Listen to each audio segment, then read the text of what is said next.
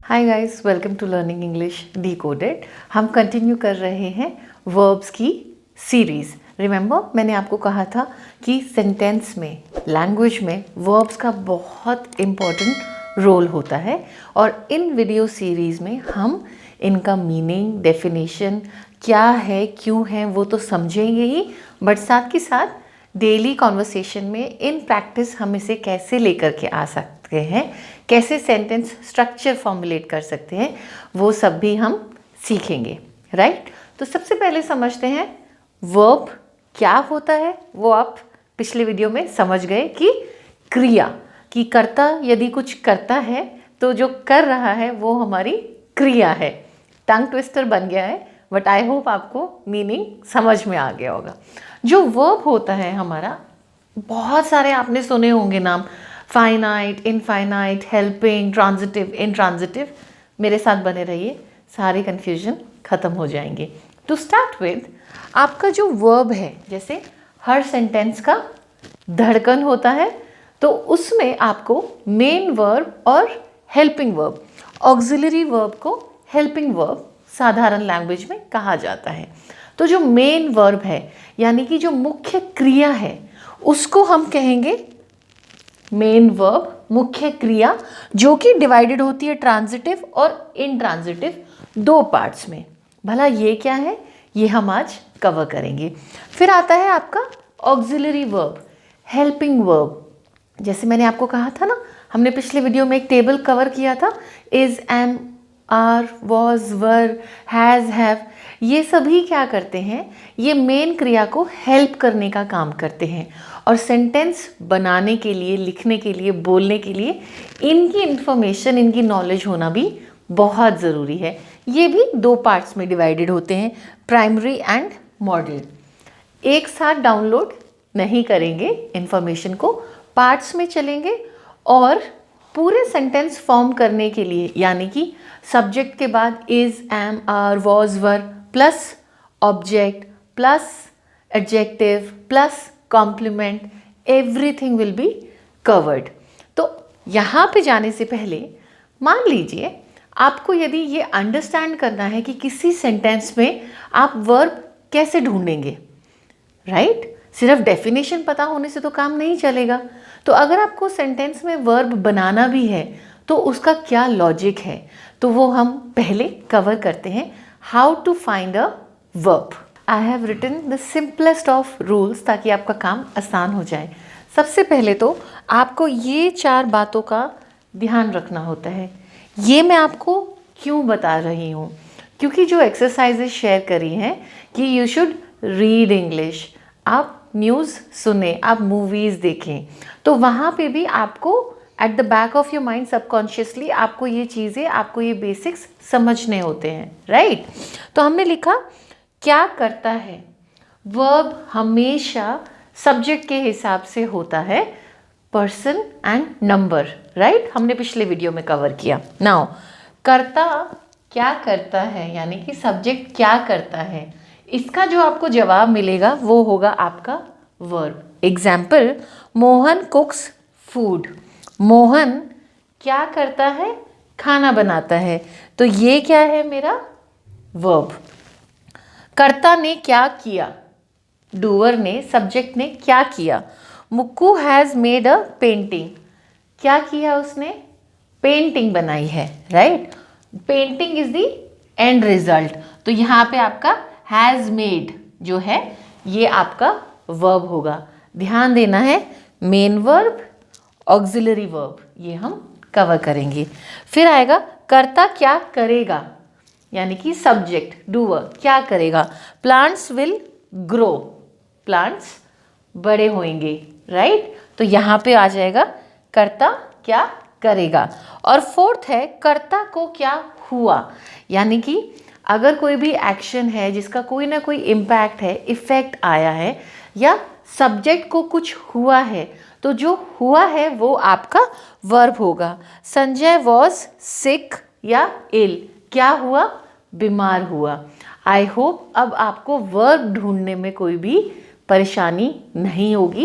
As an exercise कुछ एक paragraph, कुछ एक कॉम्प्रिहेंशन या कुछ एक सेंटेंसेस को उठाइए और इन क्वेश्चंस को समझते हुए आप प्लीज़ जो क्रिया है बड़े होने की, बनाने की, खाना बनाने की, इस तरीके से आप वो क्रिया को आइडेंटिफाई करिए। ट्रस्ट मी, आने वाले वीडियोस के लिए ये एक्सरसाइज बहुत ज़रूरी है। अब हम समझते हैं कि ट्रांजिटिव और इंट्रांजिटिव ये कौन से वर्ब्स होते हैं। वाई? क्योंकि मेन वर्ब, ऑक्सिलरी वर्ब दोनों को हम पर्टिकुलरली अच्छे से कवर करेंगे। For understanding I have written 2 statements here. पहला है आई एम टीचिंग, मैं पढ़ा रही हूँ, विच इज़ ट्रू। दूसरा है he is studying, you are studying, मैं पढ़ा रही हूँ, आप पढ़ रहे हो। इससे आप क्या समझेंगे? देखिए, I is used for Manju, M क्या है आपका? एम आपका हेल्पिंग वर्ब है और मैं क्या कर रही हूँ? मैं पढ़ा रही हूँ। तो यहाँ पे मेन क्रिया क्या हो रही है? मेन क्रिया हो रही है पढ़ाने की। और दूसरे स्टेटमेंट में मेन क्रिया क्या हो रही है? यहाँ पे ही इज़ स्टडिंग या यू आर स्टडिंग। तो मेन क्रिया क्या है? मेन क्रिया हो रही है पढ़ने की, तो वो आपका मेन वर्ब है। और ये जो साथ में हमने इस्तेमाल करे हैं, आई टीचिंग, मैंने काफ़ी स्टूडेंट्स को देखा है वो कभी क्या mostly specially in the rural background, क्योंकि बेसिक्स नहीं क्लियर होते तो ऑक्सिलरी वर्ब्स का इस्तेमाल करना यूज़ नहीं कर पाते हैं। वो सब चीज़ें कवर हो रही हैं, राइट? तो auxiliary verb is very important. Is के बिना ये सेंटेंस ही स्टडिंग कोई मीनिंग नहीं निकलेगा, इनकम्प्लीट सेंस बनेगा, राइट?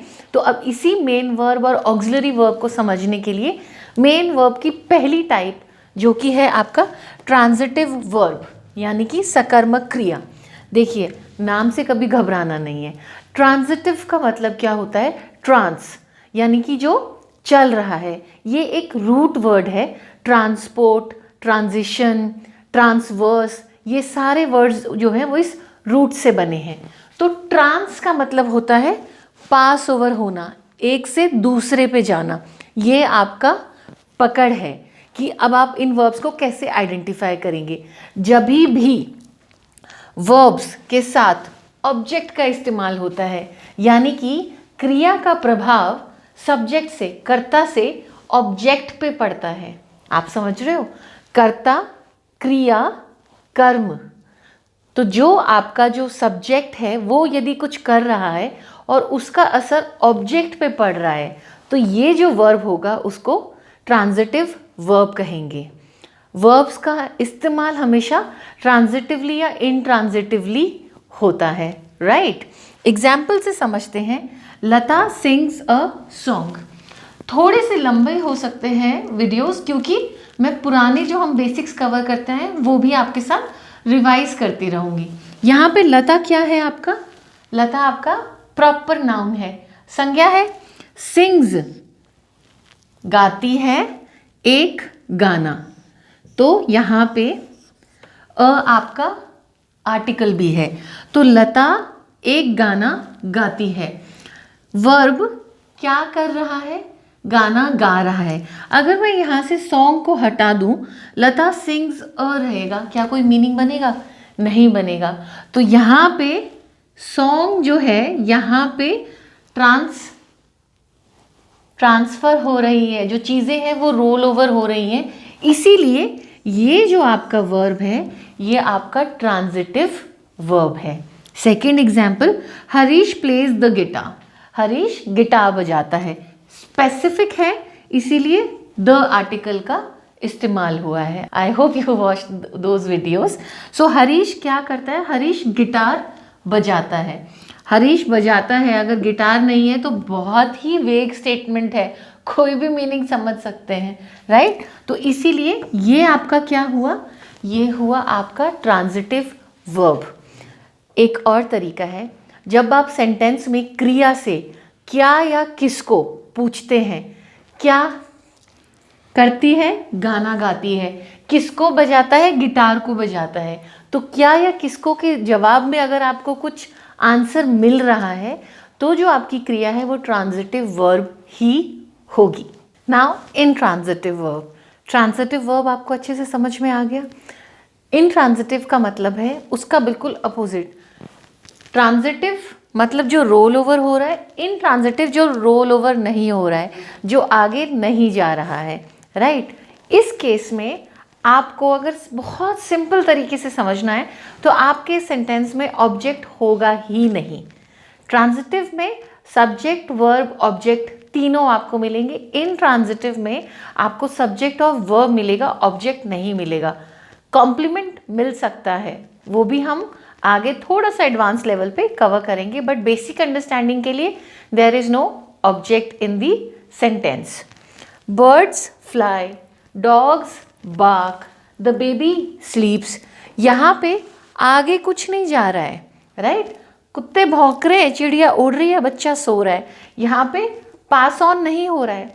फ्लाई हमारा वर्ब है, लेकिन इसके बाद कोई भी ऑब्जेक्ट नहीं आया है, राइट। तो दो बातों का आपको ध्यान रखना है। सबसे पहला, ट्रांजिटिव में सब्जेक्ट वर्ब ऑब्जेक्ट तीनों आपको मिलेंगे। इनट्रांजिटिव में आपको ऑब्जेक्ट नहीं मिलेगा। अदर पार्ट्स ऑफ सेंटेंसेस आपको मिल सकते हैं। ऐसा नहीं है कि इनट्रांजिटिव हमेशा दो ही वर्ड्स का सेंटेंस आपको मिलेगा। Manju Gill Dahiya is our English teacher, यहाँ पे आपको कॉम्प्लीमेंट मिलेगा, यहाँ पे आपको ऑब्जेक्ट नहीं मिला है। इज लेकिन आपका ऑक्सिलरी वर्ब यहाँ पर इस्तेमाल हुआ है, but the sentence is transitive या इनट्रांजिटिव। विदाउट ऑब्जेक्ट है तो intransitive, right. I hope the confusion will not be there any more. दो बातें आपको पकड़नी है, ऑब्जेक्ट है या नहीं है उससे डिफाइन होता है कि आपका वर्ब ट्रांजिटिव है या नहीं। और दूसरा, इंग्लिश ग्रामर में बहुत छोटी सी टिप है, इंग्लिश ग्रामर में ये बोलना कि वर्ब ट्रांजिटिव या इनट्रांजिटिव है उसे गलत कहा जाता है। हमेशा वर्ब के इस्तेमाल को, कि वर्ब का इस्तेमाल ट्रांजिटिवली हुआ है या इनट्रांजिटिवली हुआ है, वो करेक्ट रहता है। Just an add on tip for you. So I hope main verbs आपको समझ में आ गए हैं। अब हम नेक्स्ट वीडियो में कवर करेंगे ऑक्सिलरी वर्ब्स यानी कि हेल्पिंग वर्ब्स, और उससे सेंटेंस को बनाना सीखेंगे। आई hope you will stay connected with me. कोई भी कंफ्यूजन है, डाउट है, प्लीज़ या तो ईमेल करिए या कमेंट्स में मेरे साथ शेयर करिए। Stay connected. Thank you.